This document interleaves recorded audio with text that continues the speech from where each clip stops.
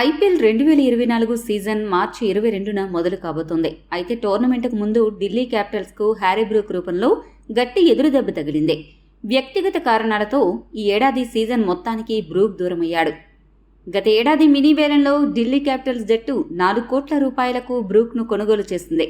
అయితే గత నెలలో తన బామ్మ కన్నుమూసిన నేపథ్యంలో కుటుంబ సభ్యులతో ఉండాలని బ్రూక్ నిర్ణయం తీసుకున్నాడు. ఈ నేపథ్యంలో Delhi capitals franchise Harry Brook స్థానాన్ని భర్తీ చేసేందుకు క్రిస్ గేల్ లాంటి భారీ హిట్టర్ను బరిలోకి దించనుంది.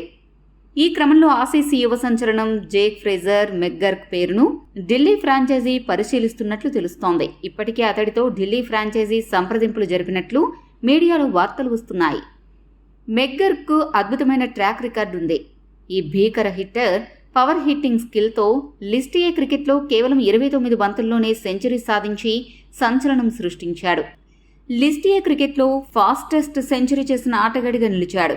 గత బిగ్ బాష్ లీగ్ సీజన్లో కూడా మెక్గర్క్ అదరగొట్టాడు.